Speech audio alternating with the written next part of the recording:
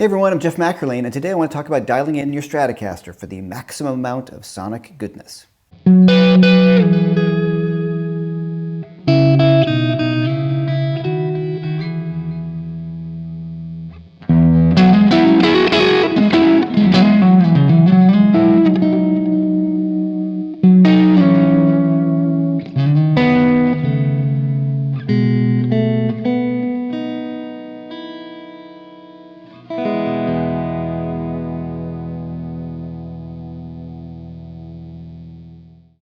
Before we get to it, please hit the like and subscribe button, notification bell. It really helps me quite a bit.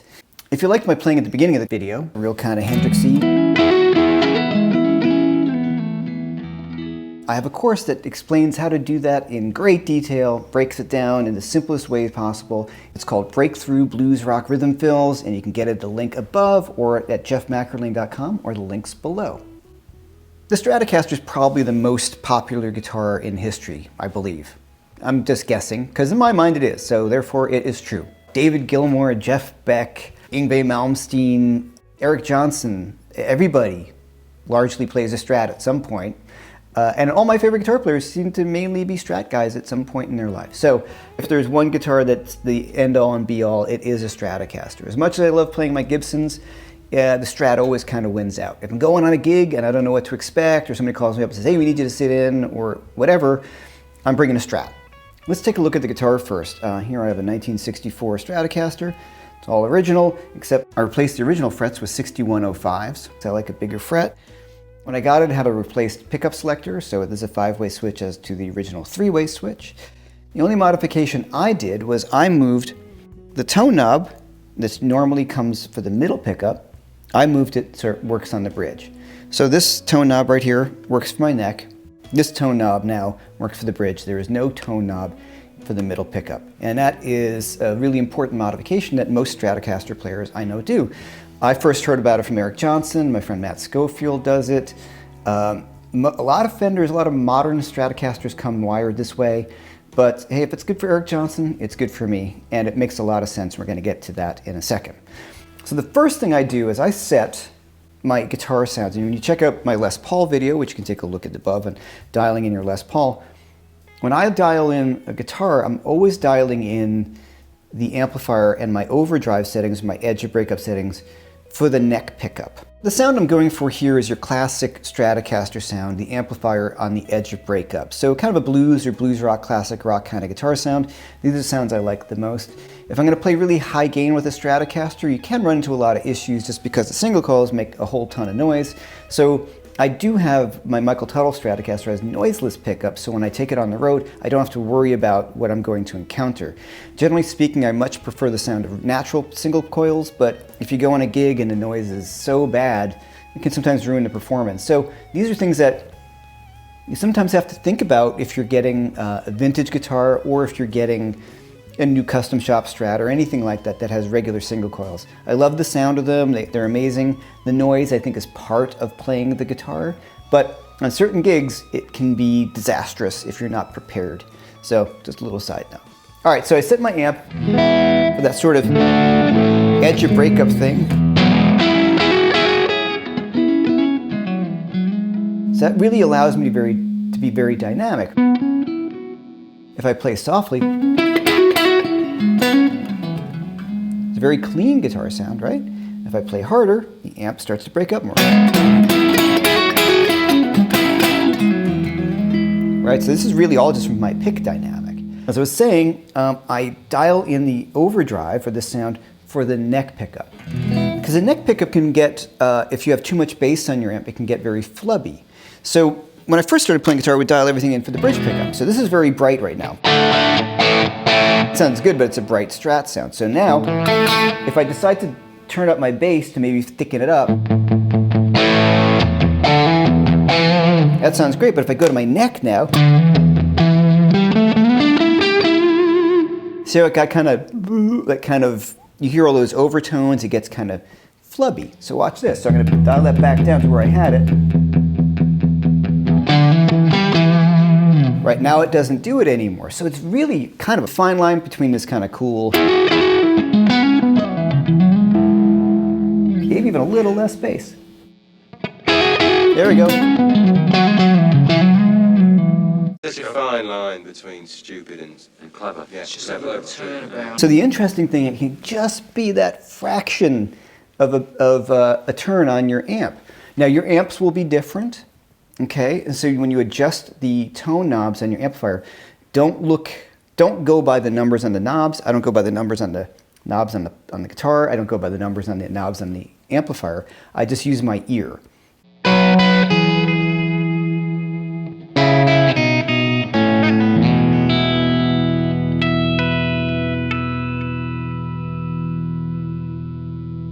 Now when I go to my bridge pickup, it can be kind of bright though. I mean, that sounds awesome in that super bright, bitey Strat kind of way. But here's where the modification comes in, where I put the tone knob onto the bridge, right? So check this out. So I'm gonna just roll it back a bit. See, now I can get super dark, but you find that spot, kind of starts to darken up a little bit. So let's hear, I'm going to compare the neck pickup to the bridge pickup. So here's my neck.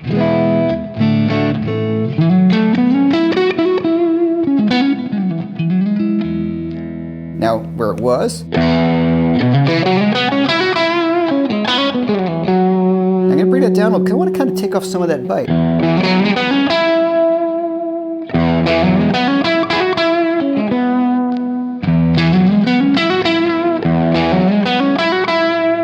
Right in there, right?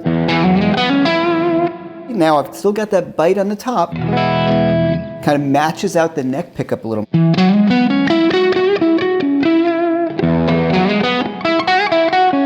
As opposed to all the way up.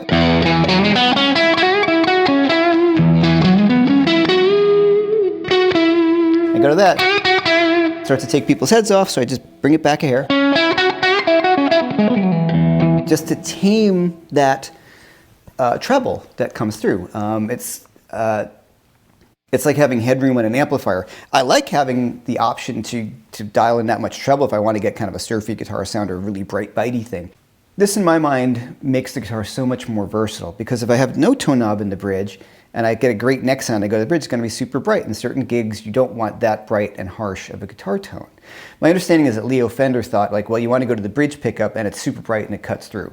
Well, you can still do that by doing this. Now, one thing about the Strat is, if you check out my video on 50s wiring for a Les Paul, this is wired differently. So when I roll back my volume knob, pickup actually darkens up a little. Which I really like on Stratocasters, because a single coil to me is generally brighter than the humbucker. They're a different pickup and they react differently. So,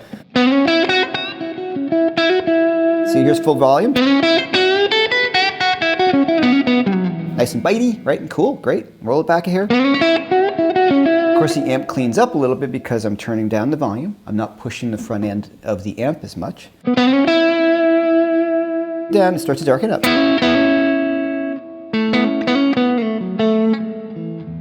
Clean up and darken up. So you start to find those sweet spots in your volume knob. Here I'm at about 8. And it works on all the pickups the same way. If I go to my bridge, roll that back. Now,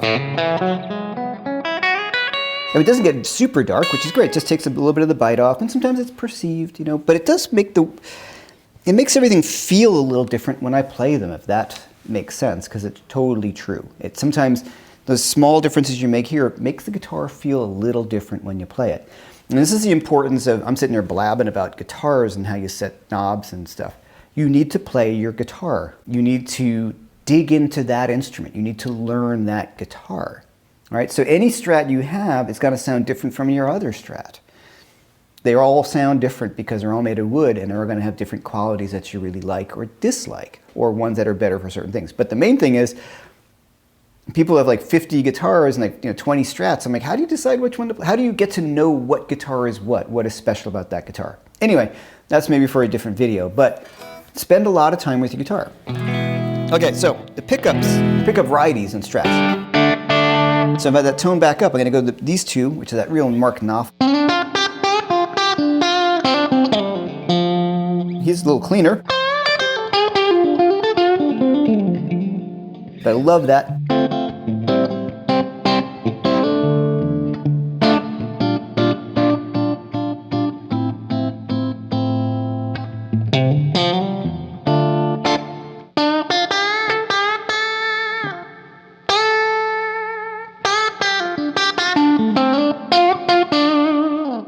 I love the middle pickup on a Stratocaster. When I was a kid, I would always go neck, bridge, like Ritchie Blackmore and Yngwie Malmsteen lowered the middle pickup all the way down. They don't use it at all, but it's got this great sound. You hear Stevie Ray Vaughan use it and Robin Trower. I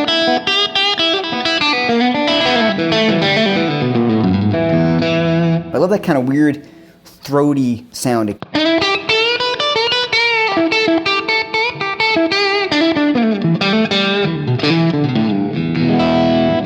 Love that sound. Roll back the volume.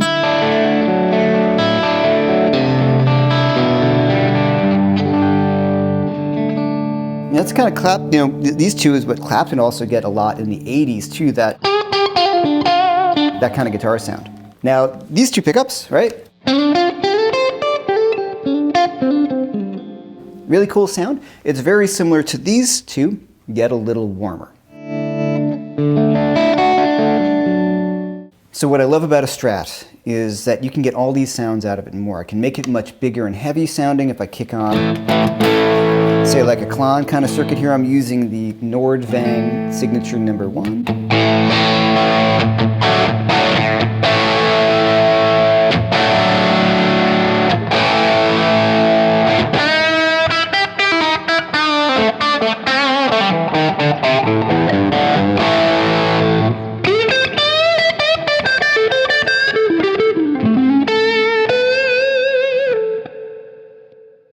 Okay, a few little tips about a Strat. I use a 6-screw bridge. It's an original Strat. And some people might say, well, why didn't you change this or that? It's original. I am not changing anything on this guitar. So it is the way it is because that's what a Strat is supposed to be. So here's a 6-screw bridge. And I love the sound and the taper of a 6-screw bridge.